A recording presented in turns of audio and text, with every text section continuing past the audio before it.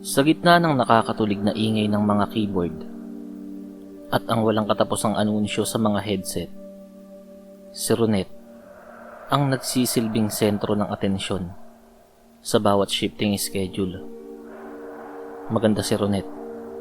Isang kagandahang tila sadyang ginawa para mambighani. Ang kanyang mga mata ay laging may mapanuksong kislap at ang kanyang boses, kahit sa harap ng mga galit na customer, ay nananatiling malambing at tila may himig ng pang-aakit. Subalit sa likod ng magandang mukha nito ay ang isang reputasyong kinamumuhian ng karamihan sa kanyang mga katrabaho. Hindi sapat kay Ronet ang isang lalaki. Para sa kanya, ang pakikipag-ugnayan ay isang laro. Isang laro ng pangunguleksyon. Mula sa mga bagitong newly hired hanggang sa mga manager na may asawa na, walang pinapalampas si Ronet basta't matipuhan niya ang tindig o ang kapal ng pitaka nito. Ronet, hindi mo ba alam na magkaaway na naman si Mark at ang girlfriend niya dahil sa mga chat mo? Bulong ng isang katrabaho. Isang matunog na tawa lang ang isinagot ni Ronet habang naglalagay ng matingkad na pulang lipstick. Hindi ko naman sila pinipilit Sila ang lumalapit. Bakit ako ang sisisihin nyo? Kung mas masarap akong kausap kaysa sa mga asawa o girlfriend nila. Dahil sa kanyang pagiging abala sa pakikipaglandian sa iba't ibang chat application habang oras ng trabaho, unti-unting bumagsak ang kanyang metrics. Maraming tawag ang hindi niya sinasagot at madalas ay tulala siya sa harap ng computer. Hindi dahil sa pagod, kundi dahil may ka-video call sa kabilang linya. Si Edward, ang team leader ni Ronet, isang lalaking kilala sa pagiging profesional, tapat at higit sa lahat, isang debotong asawa at ama. Ilang beses na niyang pinagsabihan si Ronet tungkol sa pagpapabaya nito sa trabaho at sa lumalalang isyu ng kanyang pakikipagrelasyon sa loob ng opisina na nagdudulot na ng gulo sa pagitan ng mga ahente. Ronet, huling babala na to Seryosong sabi ni Edward sa loob ng coaching room. Pangatlong buwan mo na tong bagsak sa QA at productivity. Hindi na kita mapoprotektahan sa management. Tinignan lang siya ni Ronet nang may halong pambabastos. TL, masyado ka namang seryoso.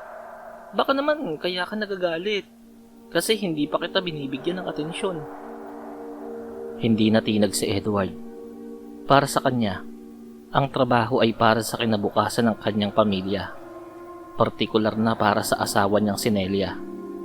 Kaya naman, nang makita niyang wala talagang pagbabago sa mga gawin ni Ronet, ginawa ni Edward ang nararapat. Gumawa siya ng formal na report para sa suspensyon ni Ronet. Nang malaman ni Ronet ang tungkol sa suspensyon, imbis na matakot, naggit-ngit siya sa galit. Sanay siyang naukuha ang lahat sa pamamagitan ng kanyang ganda. Para sa kanya, isang hamon si Edward. Isang pader na kailangan niyang itumba.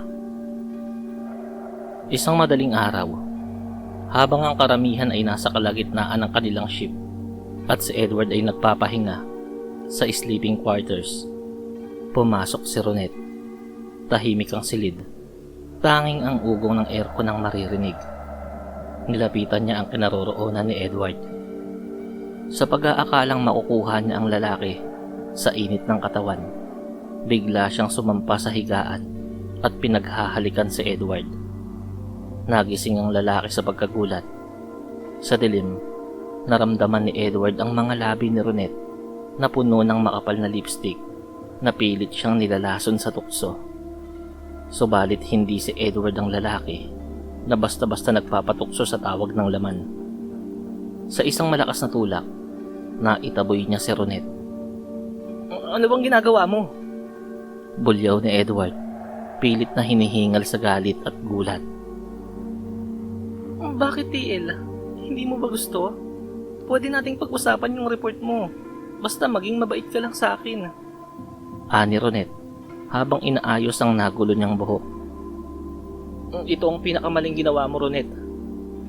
Mariing sabi ni Edward. Hindi mo kilala ang asawa ko. Kapag nalaman ni Nelia to, paniguradong hindi mo magugustuhan ang mangyayari. Lumabas ka na bago ko patawagin ang mga security. Pag-uwi ni Edward ng umagang yun, mabigat ang kanyang loob. Pagpasok pa lang niya sa pinto, sinalubong na siya ni Nelia. Si Nelia ay isang simpleng babae, tahimik, ngunit may lalim ang pagkatao. Nagmula siya sa isang pamilya sa probinsya na may mga kaalaman na hindi pangkaraniwan. Bagaman hindi niya ito ginagamit ng walang dahilan. Habang hinuhubad ni Edward ang kanyang polo, agad napansin ni Nelia ang mga bakas ng pulang lipstick sa kwelyo at balikat nito. Edward, ano to? Mahinahong tanong ni Nelia, pero may talim ang kanyang mga mata. Hindi nagsinungaling si Edward. Ikinuwento niya ang lahat. Ang pambabastos ni Ronet, ang pagtatangkang akitin siya sa sleeping quarters, at kung paano niya ito itinulak. Alam ni Nelia na nagsasabi ng totoo ang asawa. Sa loob ng maraming taon, hindi kailanman nagtaksil si Edward. Ang galit ni Nelia ay hindi napunta sa asawa, kundi sa babaeng nagnanais sumira sa kanilang pamilya. Ang isang mabuting puno ay hindi dapat dinadapuan ng peste. Bulong ni Nelia. Kinuha ni Nelia ang polo ng asawa. Pumunta siya sa likod ng kanilang bahay, kung saan may isang malaking puno ng saging. Sa ilalim ng terik na araw, kumuha siya ng isang garapon na puno ng maliliit na kohol. Iyong mga gumagapang sa putikan, malalapot at may dalang lansa. Ipinahid ni Nelia ang bahagi ng polong may lipstick sa katawan ng puno ng saging. Tila isang ritual ng paglilipat ng sumpa. Pagkatapos, pinakawalan niya ang mga kuhol sa lupa, mismo sa paanan ng puno. Nagsimulang bumigkas si Nelia ng isang sinaunang orasyon. Ang kanyang boses ay tila nagmumula sa ilalim ng lupa. Mababa, maugong, at puno ng puot. Kung paano dumikit ang kulay sa tela, gayon didikit ang dumi sa iyong hininga. Kung paano gumapang ang uod sa lupa, gayon kakainin ng mga kuhol ang iyong salita. Habang binibigkas niya ang mga salitang yon, ang mga maliliit na kuhol na dati ay mabagal gumalaw ay tila nagkaroon ng sariling isip. Sila ay nagsimulang umakyat sa katawan ng puno ng saging. Ang bawat kuhol ay pilit na sumusuot sa mga siwang ng balat ng puno, nagiiwan ng malapot at nanghingintab na bakas ng laway. Kinabukasan, pumasok si Ronet sa trabaho na tila walang nangyari. Nakasuot pa rin siya ng maikling palda at makapal na makeup. Ngunit pag upo niya sa kanyang station, naramdaman niya ang isang kakaibang kate sa kanyang lalamunan. Sinubukan niyang mag-login at magsalita sa unang tawag na pumasok. Hello, thank you for calling. Ngunit walang boses na lumabas. Sa halip, isang tunog na tila may nababasag na shell ang narinig sa kanyang lalamunan. Nanlaki ang mga mata ni Ronet. Humawak siya sa kanyang leeg. Pakiramdam niya ay may mga maliliit na matitigas na bagay na gumagalaw paakyat sa kanyang esophagus. Tumakbo siya sa banyo. Sinundan ng ilang katrabaho na nagtataka. Pagdating sa harap ng salamin, nagsimulang sumuka si Ronet. Ngunit hindi pagkain ang lumabas. Ang isinuka niya ay isang malapot, kulay abong likido na may kasamang maliliit na buhay na kuhol. Ang mga yun ay gumagapang pa sa puting lababo. Nag-iiwan ng malansang amoy na kumalat sa buong banyo. Maging sa loob ng kanyang bibig, nararamdaman niya ang pagpisa ng mga shell sa pagitan ng kanyang mga ngipin.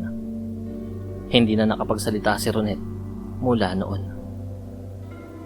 Ang bawat pagtatangka niyang humingi ng tawad o makiusap ay nauuwi sa pagsuka ng mga malalansang nilalang. Dahil hindi na siya makapagsalita at hindi na magampanan ng trabaho, tuluyan na siyang tinanggal sa kumpanya. Naiwan siyang mag-isa. Ang ganda ay nabaon sa lansa, habang ang mga lalaking dati ay kanyang nilalandi ay diring-diri na siyang malapitan. Natutunan ni Ronette sa pinakamaitim na paraan na may mga pamilyang hindi dapat ginagambala at may mga asawang ang pag-ibig ay kasing talim ng isang sumpa. Para sa ating mga tagapakinig, kung kayo ang nasa kalagayan ni Nelia at may lumalandi sa inyong asawa o kasintahan, ano ang gagawin nyo? I-comment nyo lang sa ibaba at nais kong mabasa ang mga ito.